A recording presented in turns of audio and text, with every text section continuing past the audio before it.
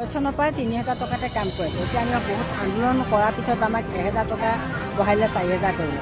সেই ৩,০০০ টকাৰো আমাৰ ২,০০০ টকাটো চেণ্ট্ৰেলৰ ফালৰ পৰা আহে, ১,০০০ ষ্টেটৰ আহে। ১,০০০ টকাটো আমি সময়ত নাপাওঁ। কেতিয়াবা ছমাহৰ মূৰত দিয়ে, কেতিয়াবা বছৰেকৰ মূৰত দিয়ে, কেতিয়াবা ধৰক কি কৰে আমি নাজানো, গম নাপাওঁ। আমাৰ মেডিক্লেইম এটা, আমাৰ যিটো মেডিক্লেইম, আমাৰ আশাৰটো আমাৰ কোনো পইচা পাতি নাই। আমাৰ যদি বেমাৰৰ কাৰণে আমাৰ মেডিক্লেইম এটা কৰিব লাগে, আমাৰ বেমাৰ ছুটি নাই। আমি যিমান আমাৰ বেমাৰ আজাৰ হৈ থাকিলেও আমি ৰাতি ১২টা বজাত মধ্যনিশা হ'লেও আমি যাবলগীয়া হয়। আমাৰ কাম ২৪ ঘণ্টা, সেইখিনি আমাক মানি নলয়। যি আন কৰ্মচাৰীৰ দৰে আমাকো বেছি আমাক ছুটি নালাগে। বছৰেকত আমাক ১৫ দিন হ'লেও ছুটি দিব লাগে। খৰচ পাতি চব নিজে কৰিব লাগে। এতিয়া কিছুমান ধৰক কৰ্মচাৰী গোটেইখিনি ধৰক ফেমিলিৰ গোটেইখিনি কিবা এটা খৰচ পাতি বহন কৰে চৰকাৰী হিচাপে, চৰকাৰী চিকিৎসাৰ বাবে। এতিয়া তেনেকুৱা আমাৰতো তেনেকুৱা নাই। এতিয়া আমি যিমান বেমাৰ হ'লেও মানে সেইখিনি কামত আমি যাবই লাগিব, যিমান বেমাৰ হ'লেও।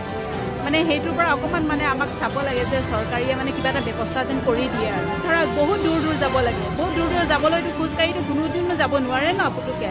এতিয়া যদি মাতে, এতিয়া যদি ৰাতি ১টা বজাত যদি আপোনাৰ ডেলিভাৰী এটা পেচেণ্ট যদি ডেলিভাৰী হৈছে বুলি কয়, চবটো ধনী নহয় ন। কিছুমান এনেকুৱা ঠাইত যাব লগা হয়, যিখিনি ঠাইত মানে বহুত মানে এনেকুৱা মোৰ এনেকুৱাও আছে যে ১টা বজাত যদি মাতে তেতিয়া আমি যাবই লাগিব যেনেকৈ হ'লেও।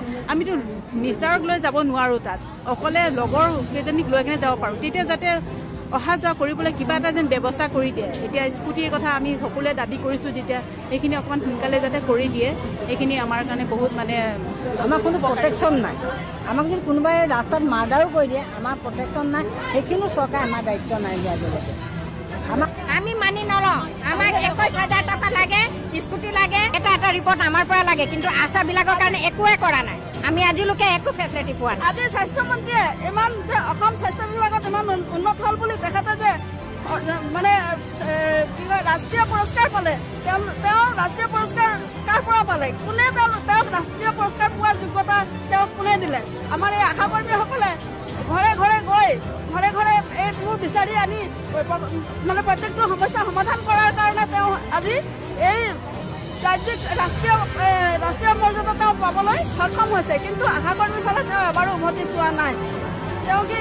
তেওঁ আমাৰ বিষয়ে যদি চিন্তা নকৰে, আমি ভৱিষ্যতে আমিও আন্দোলন চলাই গৈ থাকিম। ঘৰে ঘৰে গৈ যিটো ছাৰ্ভিচ দিয়ে, সেইটো ছাৰ্ভিচ যদি বন্ধ হৈ যায় কিবা কাৰণত, তেতিয়াহ'লে অসমৰ হেল্থ ছিষ্টেমটো কলাপ হৈ যাব।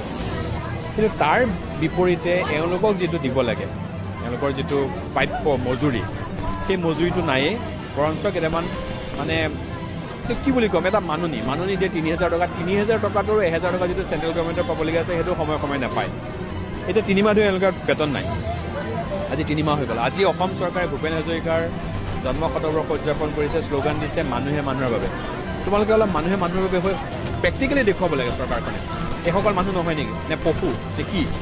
তেওঁলোকে শ্লোগান দিব, ডাঙৰ ডাঙৰ হৰ্ডিং দিব, কালচাৰেল প্ৰগ্ৰেম হ'ব, কিন্তু এইটো এটা সংস্কৃতি হয়নে নহয়? মই ভাবোঁ যে প্ৰেক্টিকেল কম, অলপ শ্লোগান ধৰ্মিতা নকৰি এই মানুহখিনিৰ কাৰণে, যিখিনিয়ে এইটো খুব লজ্জাজনক কথা যে আজি ভূপেন হাজৰিকাৰ জন্ম শতবৰ্ষ আৰম্ভণি দিনাখন তেওঁলোকে প্ৰটেষ্ট কৰিবলগীয়া হৈছে, এইটো চৰকাৰে আচলতে লাজ পাব লাগিছে।